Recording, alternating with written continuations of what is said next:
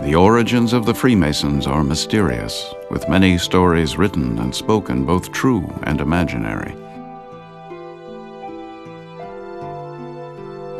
There are strong ideological links between the Freemasons and the ancient world, links that are strengthened by a Masonic respect for the histories of ancient societies. Many believe that the roots of Freemasonry lie in the formation of craft guilds in the British Isles during the Middle Ages. These guilds instructed and regulated their workers while providing a location, called the Lodge, that provided camaraderie and support.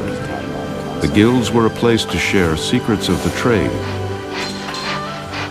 and to encourage skill development. Symbolically, modern Masons look to this link with craft guilds and stonemasons to represent the strength and necessary work ethic within the fraternity.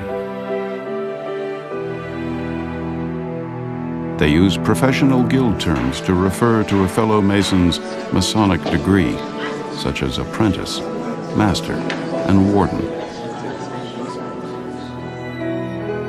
Contemporary Masonry dates the beginning of speculative Freemasonry to the year 1717 and the formation of the first documented Grand Lodge in England.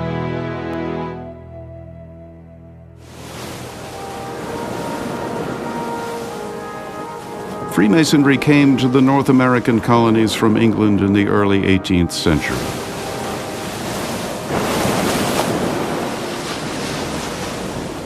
In Pennsylvania, the Freemasons met in several buildings prior to the present Masonic temple.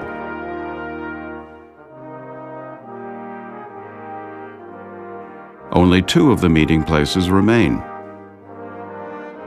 the Free Quaker Meeting House at 5th and Arch Streets, and the Pennsylvania State House, now known as Independence Hall. Pennsylvania, New York, and New Jersey were the first Masonic districts acknowledged by the Grand Lodge in England. In 1730, the young Benjamin Franklin wrote in his Pennsylvania Gazette that there were several lodges in the Philadelphia area. Most likely he included St. John's Lodge in the reference, which went on to become the first Grand Lodge of Pennsylvania. Franklin himself became a Mason in 1731 when he met the then minimum age requirement of 25.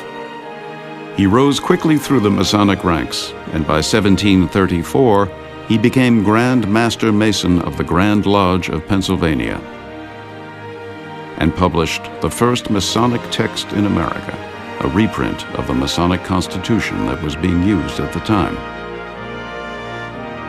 In 18th century Philadelphia, Freemasonry was an important building block in creating the civic institutions that went into the shaping of the City of Independence.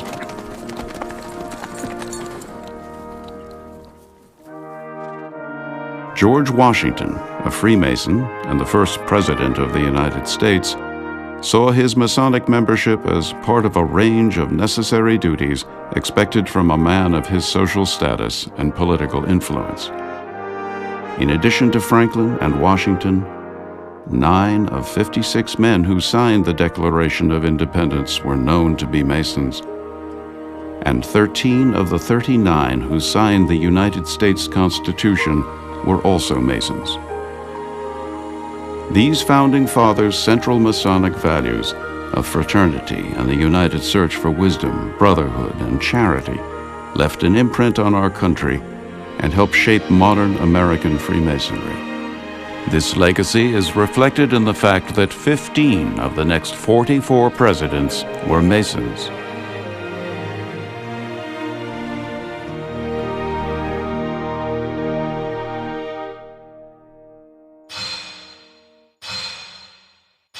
Freemasons stress 4 basic principles at the core of a Masonic code of conduct, values that are reflected in Masonic imagery, symbolism, and ritual.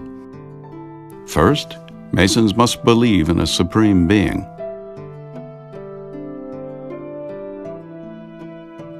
Second, Masons adhere to the idea of self-betterment, of good men becoming better.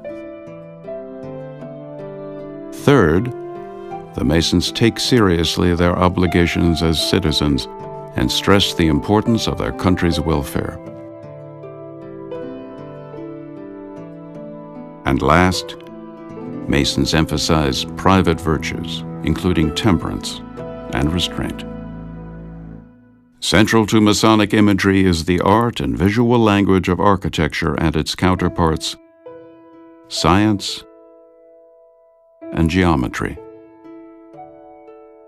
Architecture for the Masons represents a link to the past, to ancient civilizations, and to its own roots in stone masonry. Many of the Masonic symbols that link the fraternity to its roots in stone masonry could be seen here in the Masonic Temple. Though the Masons do not subscribe to a single doctrine, the symbol of the square and compass, the main tools of geometry, remind Masons to square their actions by the square of virtue and circumscribe their desires and keep their passions within due bounds toward all mankind. An ancient and much-used symbol, the all-seeing eye surrounded by rays of light, reminds us that the eye sees beyond all into the depths of the individual and rewards men on the basis of faithfulness and merit. All Masons wear an apron upon entering a Masonic lodge. These aprons recall the protective garments worn by the original stonemasons during their work. Constructed of lambskin or white leather, the Masonic apron has come to represent innocence and is the initial gift of the lodge to the candidate.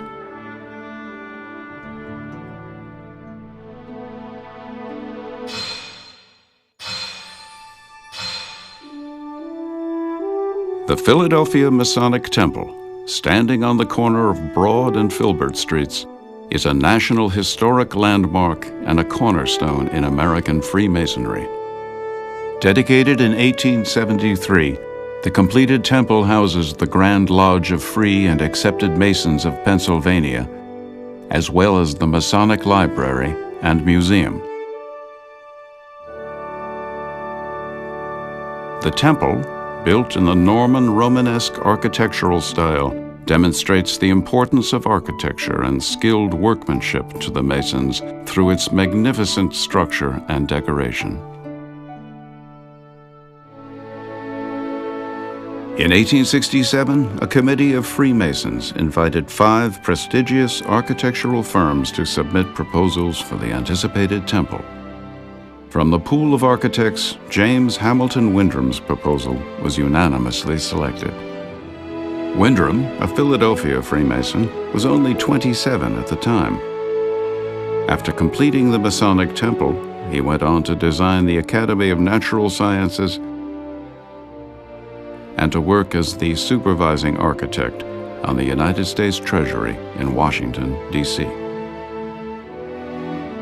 Construction of the Masonic Temple began in the spring of 1868, and on June 24, 1868, the day of the feast of St. John the Baptist, one of the 2 patron saints of Masonry, over 10,000 people gathered on North Broad Street on a perfect early summer day to commemorate the laying of the cornerstone. The celebration was described as solemn and imposing, filled with ritual and regalia. The Grand Lodge of Pennsylvania aimed to construct a temple that would be unsurpassed throughout the ages. The Masonic Temple was one of the largest and grandest buildings constructed in Philadelphia, and for a time, prior to the completion of City Hall, it was the tallest building in the city. The construction took 6 years, with a total cost, not including decoration or furniture, of just under $1.5 million, a staggering sum for the time. On September 26, 1873, the Masons began several days of festivities to celebrate the dedication of the temple.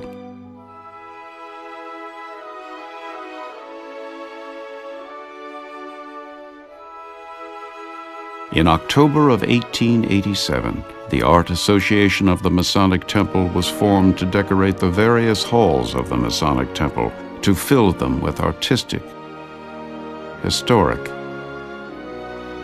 and Masonic beauty, with statuary, painting, and other works of art. Philadelphia decorative painter George Herzog, a Mason, was hired to transform the lodge rooms into timeless examples of craftsmanship and artistry. Herzog, a native of Munich, Germany, was responsible for the design of 80% of the interior embellishment of the Masonic Temple. He employed 25 painters and specialized in ceiling and wall decorations, as well as high-class interior decorative painting. The Philadelphia Temple houses 7 distinct lodge rooms referred to as halls, each with its own significant style.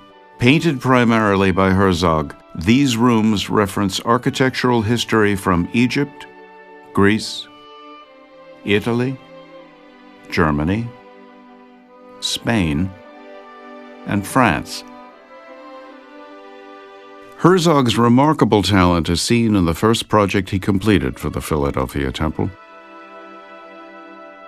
Egyptian Hall, begun in 1888 and finished in 1889. Decorated in the style of the Nile Valley, Egyptian Hall houses 12 columns standing on all 4 sides of the room. The wall paintings are scenes from Egyptian mythology and religion. The furniture of the hall is also in the Egyptian style. The worshipful master's throne and lectern are made of ebony and bordered by sphinxes. Corinthian Hall, finished 15 years after Egyptian Hall in 1903, represents classical Grecian architecture. The hall is filled with dramatic Corinthian columns modeled after originals found in the monument of Lysicrates in Athens, Greece. Ornately painted friezes above the columns show historical fragments from Greek mythology relating mostly to spiritual life. In grandeur and in content, Corinthian Hall embodies the majesty of a Greek temple. The Philadelphia Temple is one of the largest Masonic temples in the world. Its structure, decoration, and continuing preservation reflect the values of the Freemasons. Underscoring Freemasons' unique place in Philadelphia and American history, the temple remains one of the most important buildings in the city.